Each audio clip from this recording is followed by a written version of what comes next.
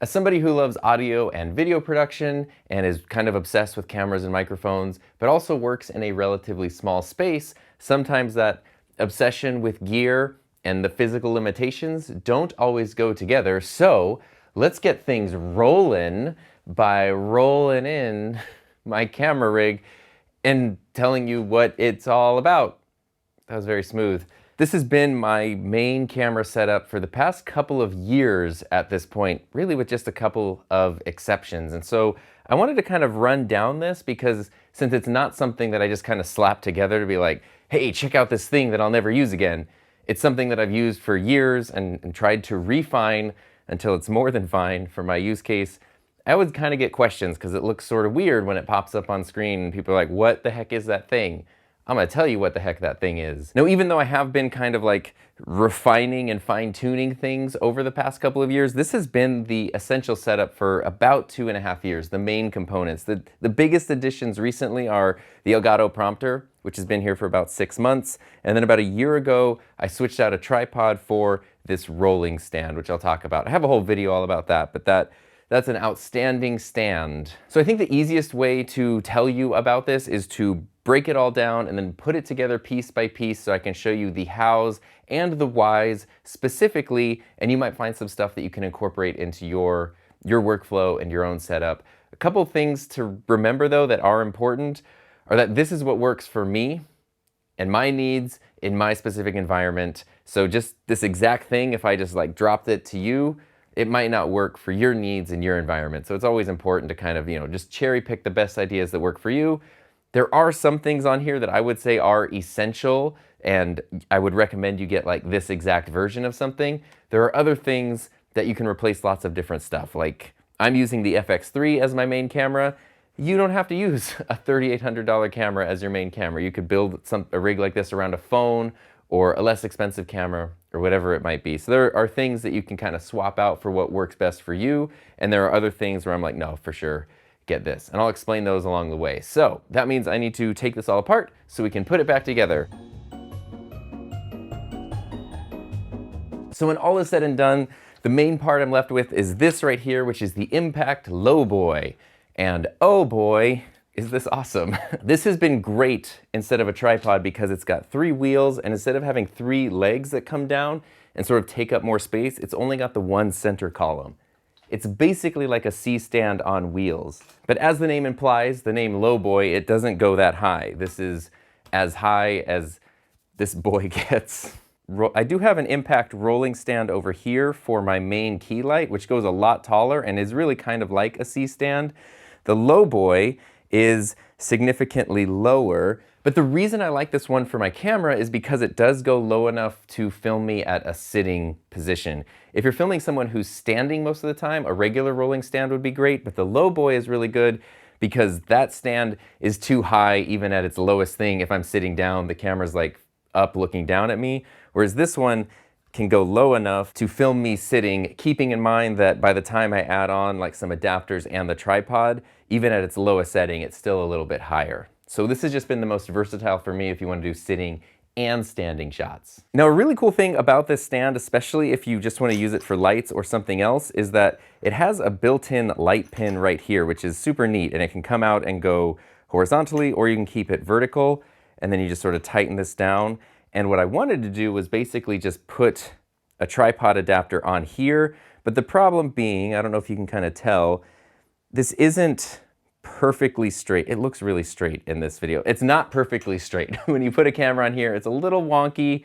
There is a pin down here. You can adjust this to sort of move this one leg up and down, and that will help level out the Low Boy stand. But this wasn't working for me. So even though that's a really cool feature for a stand to have, I don't use it. Instead, I use this right here, which is officially called a junior pin to baby pin adapter. It's not called anything else. Junior pin to baby pin adapter is the official name. We'll just plug that right up in there. All right, now I have a really sturdy, perfectly straight pin to mount things to. So the next piece I have is this right here, which is this Kupo adapter that goes right on here, and then we've got a 3/8 inch. It basically becomes like a tripod mount. So I pop that on there, and then I can tighten it down, And now the lowboy stand is ready for a tripod head to be attached. But you can already kind of see, even if I put this at its lowest height, because now I've got this pin and this adapter, it's already taller, and then we're gonna add a tripod head, and then we're gonna add a camera. So that's why the regular rolling stand was just too tall. The cool thing about the rolling stand is I would recommend just getting this exact one, this impact rolling stand. I got mine from B&H. I think sometimes they're available on Amazon as well. It's about $140. It's not crazy expensive in the world of camera supports and tripods. And it's very strong and very sturdy. So all your expensive gear that's going to be supported on there is going to be well supported. The wheels all have brakes on them, but I have carpet in here, so that kind of keeps the stand from rolling away. But if you're using this on concrete or hardwood or some other hard surface, you got brakes to, to keep things from breaking. I mentioned there would be a few things that I don't recommend you getting different versions of. This is one of them. If you're gonna do a setup like this, I strongly recommend you get this tripod head. This is the Manfrotto 504X, or at least a similar Manfrotto one. It's big, it's sturdy, it's beefy, and it has a lot of different mounting points for gear on it. This goes on here.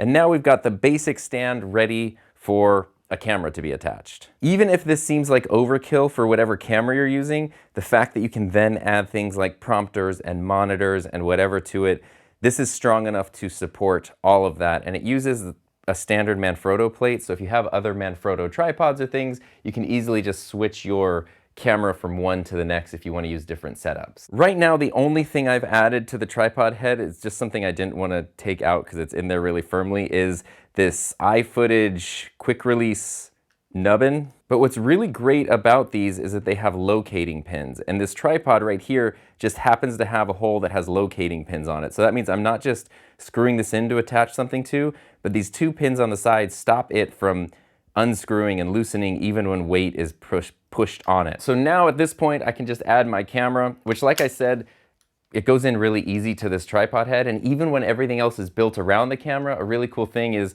as soon as I basically unplug the audio, I can just take the camera out and put it somewhere else, which is awesome. Now, as much as I said you should use this tripod head because it's very important, camera, obviously very personal. You might not be a Sony person, you might not want the FX3.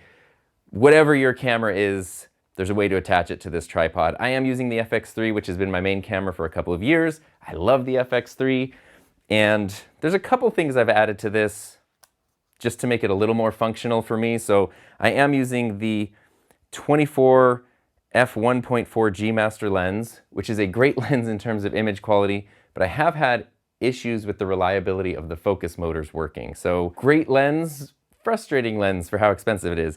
And then on here, I have, on the end of the lens, I have the adapter ring for the prompter. I am using the FX3's audio handle because I really love the audio handle. I love the fact that you can have two XLR inputs and have all of these controls for your audio just built right into the camera. So most of my talking head videos, I'm just running things, as much as I love my Roadcasters and all that stuff, I'm just running things straight through the camera because this is so good. So when I got the camera, I added this Condor Blue extension. You can kind of see it runs here and it goes out the back. So it makes the handle longer. It adds some more metal stability to it. And it also adds an accessory shoe. It adds more like airy locator pin connectors and also a NATO rail. So it adds a lot of versatility for a relatively inexpensive accessory. It adds a lot of functionality to the FX3, and it feels like that's how the handle should have just been. Glad I got a handle on that. And then here I have the Sennheiser EWDP mounting plate. This sort of makes the camera a little awkward to grab, but the really cool thing, I'm using one right now. My favorite wireless system has been the Sennheiser EWDP, which I've been using for just over a year now. I like it because it's a UHF system. That's what I've got right now happening. It's reliable, it's not prone to interference, it has interchangeable batteries, and it's got magnets. So to attach this on here, I just go boom, and it's like, it is on there. It's not going to come off on its own. So that hangs out there, and then I can run this into channel 2. And so this is kind of what I have for my camera setup and what works for me, but I actually don't use the wireless mic a ton unless it's a video like this where I'm moving around a lot and a stationary mic just wouldn't be practical. Normally, I use this, my Sennheiser MKH50, which I've talked about again for a number of years now. A very expensive microphone, but the absolute best microphone I've ever used. It is so good, and especially as an out-of-frame boom mic, it's just phenomenal. But you don't necessarily need to use this microphone. It's the microphone I like. This setup would work with any number of other shotgun microphones. The goal is I have it set up so that I can have a microphone out of frame or switch to a wireless lavalier when I need it. I did used to sometimes just put the microphone right on the FX3, which it's kind of designed for, but the reason I don't do that all the time is it doesn't really give me the flexibility to position the mic directionally. It's just always facing straight in front of the camera. It's a lot more flexible to be able to position the microphone more accurately and closer to me. So what I do, I use this iFootage support rod. The little quick release thing that I put right here is for this, and this snaps right on here. This is probably my favorite part of this whole setup. Now I have this arm that can go in all of these different directions. I can lock it down. All of the iFootage arms are so incredibly strong and sturdy. This is also a telescoping support rod. And so I put another one of those quick release things on the bottom of my microphone, and that can just clip in the top right here. So it's a really awesome quick release system, and then I can position it wherever I need it. I can extend it out, and because there's also a ball head on the end over here, it gives so much flexibility in how I position and angle my microphone. So I can pretty much always get the exact angle I need every time. And a really cool thing about this is it's all connected to the same thing as the camera. So if I position this where it's not in the frame of the camera, it's not in the shot, but then I move the camera a little bit, it's basically impossible for me to accidentally move the camera and get the microphone in the shot because they are connected as one thing. And this also means I don't need another stand. A big reason for me trying to put this setup together was to have fewer things on the ground. So instead of multiple stands and tripods and stuff, one rolling stand, thump, everything on top of here. I've seen some people do all-in-one stands where they put lights and everything on them, which is very cool. I didn't do that because I do want the flexibility of being able to light things separately and individually and specifically for each, shot or setup or video that I'm working on. Now I do use these 90-degree XLR adapters that come in typically a 2-pack on Amazon, and I put that on my microphone here just to make cable management a little neater and cleaner. I've used several different kinds of XLR cables with this setup, but since these came out last year, I've been using the Rode XLR cables because they're good length, they're good price, they're pretty reliable. They're maybe not necessarily the best XLR cables in the world that you can buy, but for the price and the functionality, and they come in cool colors, they're pretty sweet. One thing you don't usually want to do is just attach this to the microphone and then plug it in, because then you have a cable draping down, which can get in your shot. So I like to make sure that I gently wrap the cable around the support rod without putting tension on the microphone. We don't want to like pull the microphone back or anything. So it's wrapped around pretty loose. And then I just have this cable whip. These really cool, colorful cable whips are awesome. They're from a company called Metcalf Noodles, and it's just a guy who makes useful things that work really well. So I would like to just tell, if you want really cool, different length cable whips and nifty colors, check out Metcalf Noodles, because they're great and it's a great name. And I like this big thing here because I can just hang it on the side of the lowboy, and then I plug the microphone itself into the camera. So now I've got both my audio sources connected to my camera. I've got my cable managed, but there's no pressure being put on this. There's no tension, nothing's being pulled or anything like that, but it's also not in the way. So the next thing that I put on here is the Elgato Prompter, basically one of my favorite new pieces of equipment in recent memory. This thing has become an indispensable part of my workflow, and I can just hang it right off the camera lens like this, there we go. And now the prompter is ready to go. And fortunately, I can still move and maneuver this boom arm right around the prompter, and it doesn't interfere with anything. But an issue with this setup is the FX3 has its little screen, and I can open the screen out, but when the camera is turned towards me, sure, it becomes very hard to see the screen sometimes. So if I'm in a situation where I don't have the camera's output displayed on the prompter, then I do need an external monitor just to double check what the camera is seeing.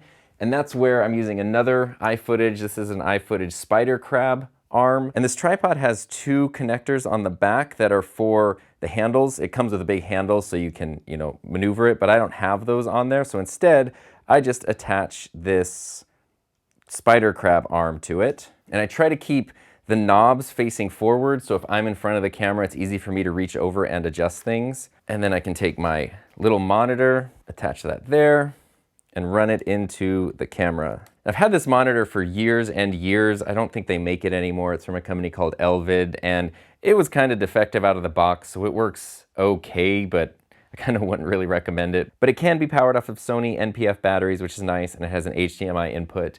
My monitor that I really like is this one here, which is the Lilliput 4K camera assist. This one kicks butt. I would like to just get another one of these and then put that over there. But this one gets the job done for now. One thing to be of note though is that this connector here does not have the locating pins installed, and so I put the monitor slightly back. So the weight is pulling everything this way, because if it were forward, if I try to position it even with the prompter, it would basically unscrew and fall down. So I have it back here, so the weight is pulling it back, and now it's nice and sturdy, and it's not gonna go anywhere. So this is pretty much the main setup, but there are two other important things to add on, which is a bit of cabling and power issues. So this can run the camera off of a battery, no problem, but if you're filming for extended periods of time, having some sort of AC power, wall power connected is really good. For the Sony cameras, I have found this to be pretty awesome. This is a Ugreen 65 watt power adapter that has multiple USB-C and a USB-A, and you're gonna be green with envy when I tell you about the Ugreen, because these dual USB-C outputs are enough to power two Sony mirrorless cameras, two modern Sony mirrorless cameras. So I usually have this connected with one going to my main camera and one USB cable going to my secondary camera. In this case, I've been filming with the A7S III over there. And this will power both of them indefinitely and charge the batteries when the cameras are turned off. So that's really cool. A lot of times I do have just a USB power cable running to the camera. It's a lot cheaper and a lot easier than setting up a dummy battery system, especially with Sony cameras. Companies like Canon are a little more open to dummy batteries, but Sony, it gets a little weird.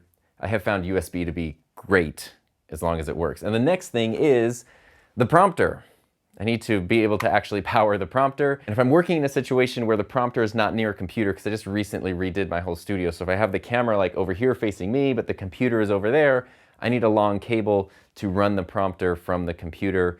And the prompter comes with a decently long cable, but you can't just use any USB-C cable. So you need at least a 20 gigabyte per second GBPS cable, and then it will work with the prompter, and it needs to be plugged directly into your computer, not into a hub or anything like that. And so this is a 16-foot cable, which is what, it's like a 5/16, 4 times 3 math. It's like a little more than 5 meters, 16 feet, 5 meters. Yeah, that works.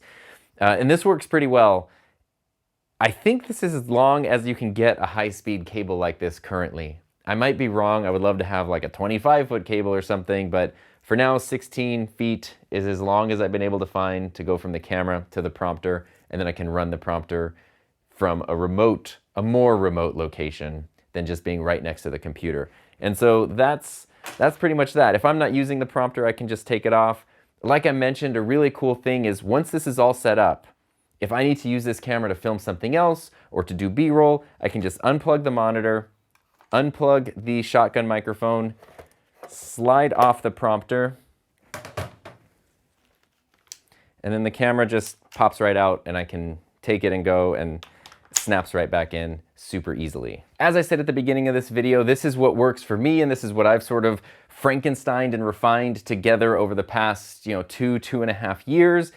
It might not be the exact thing that works for you, but hopefully there are some cool ideas in here that you can cherry pick and take for yourself to incorporate into your setup and make things just a little bit easier and a little bit more efficient. And speaking of things that make things easier for me, thank you to everyone who helps support my channel through Patreon and YouTube channel memberships. And if you want to know a little bit more about my production gear and setup, check out these videos right here.